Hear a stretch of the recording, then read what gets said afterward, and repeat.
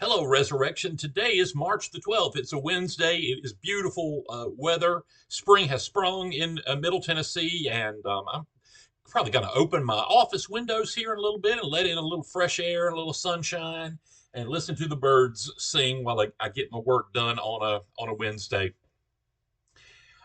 I will bet you that you have been as over the moon at church the last several weeks as I have been. And y'all know that I am a music person. I make no bones about the fact that it is the thing in this world that speaks to me and shows me the path to Jesus more clearly than anything else in the whole wide world does. And I know that music does not do that for everybody. I know that it can tug at the heartstrings of almost everybody on the planet, but not at the level that I know that not everyone loves it at the level that I love it. I feel like it's one of the greatest gifts that God has given me is not any musical ability, but the love that I have for it, and I am grateful for it every day of my life.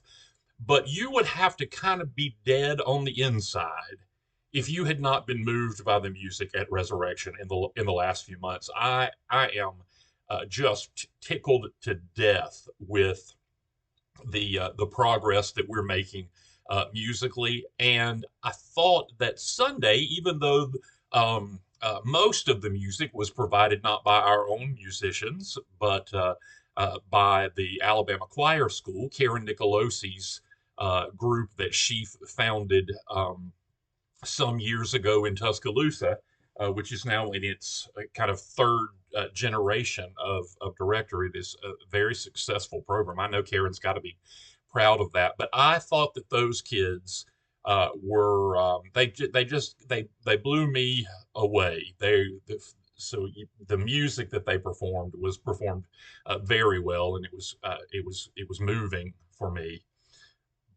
But that is not necessarily the thing that impressed me the most about the Alabama Choir School. The thing that impressed me the most was the connection that those kids were making with the liturgy, with worship, and with their relationship with the Lord Jesus, which I found to be clear.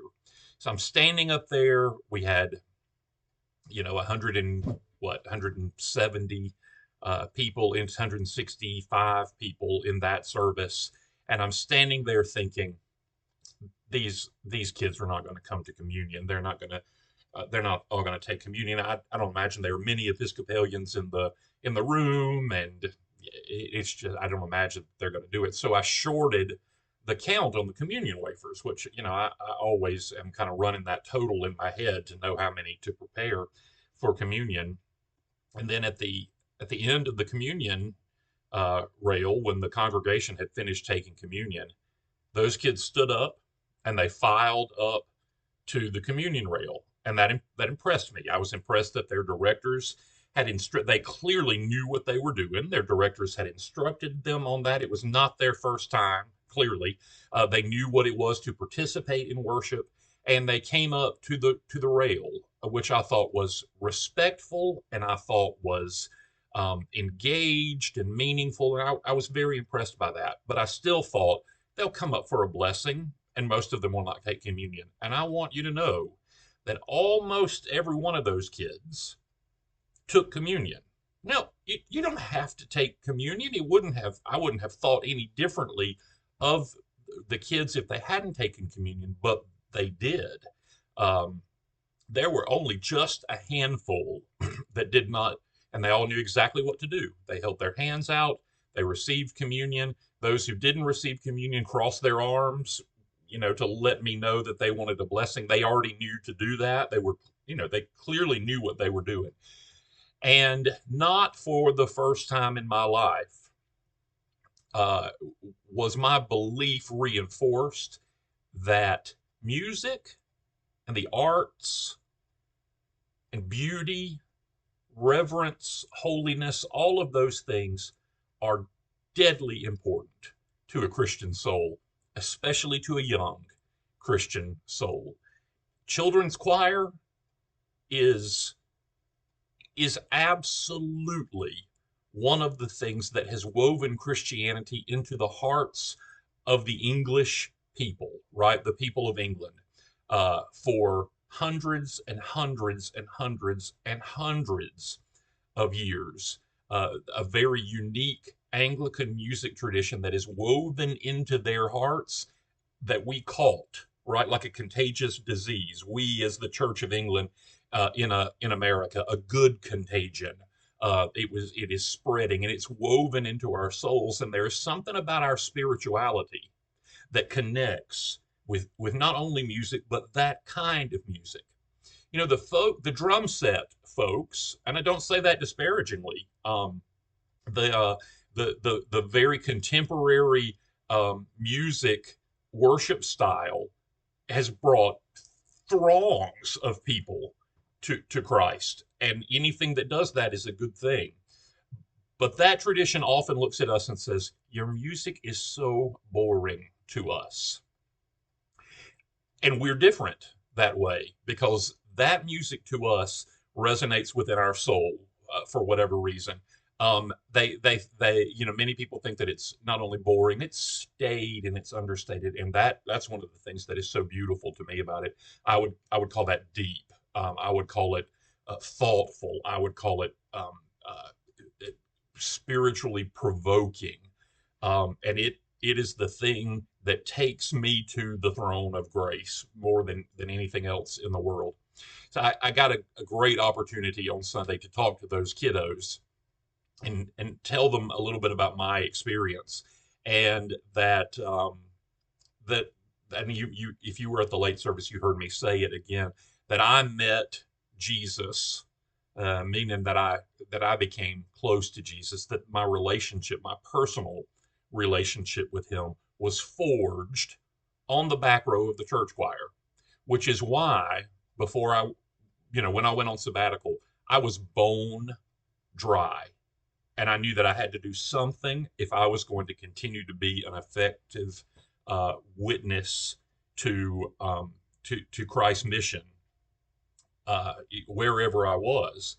And I knew exactly what I had to do and where I needed to go to recharge, to reforge and reinforce that connection with Jesus Christ. And it happened to be the back row of the church choir.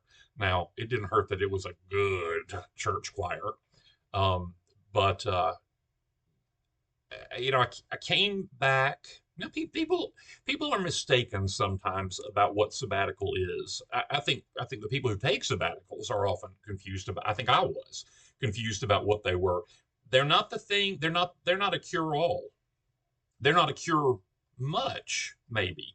I cannot say that I came back and hit the ground running, energy like I was a 25-year-old again. That did not happen. What it did is it got my head on straight with Jesus. And when you get your head on straight with Jesus, then you can begin to get all the other things straightened out. And that is what sabbatical does and did for me. And looking back now, I don't think I would still be at resurrection. I think I would have dried up. I really do. Had I not had that opportunity.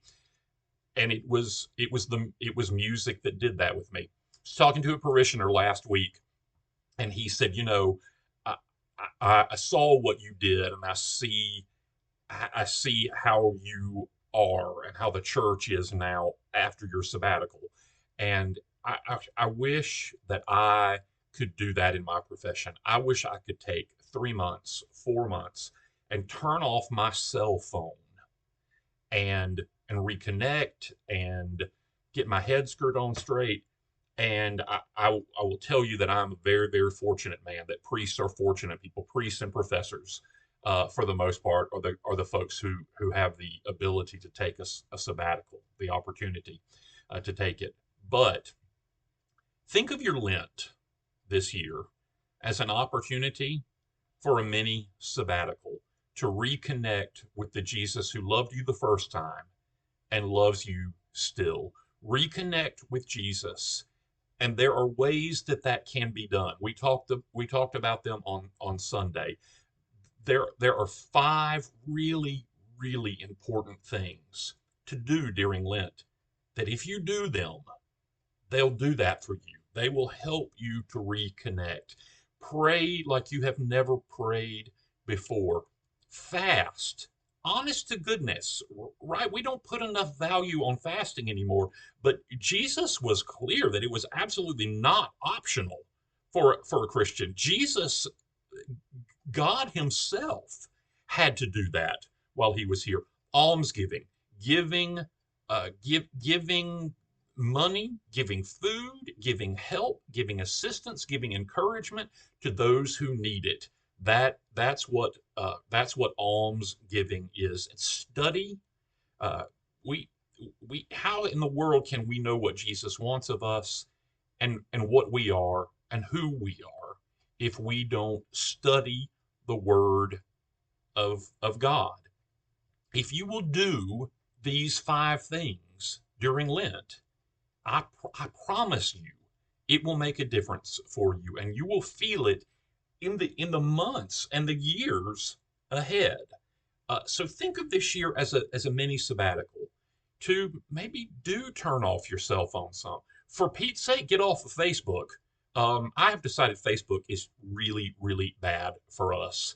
Uh, we got enough to worry about without having to argue with people that we love and people who love us. It's just a great opportunity to get crossways with the people you love. Get off of Facebook.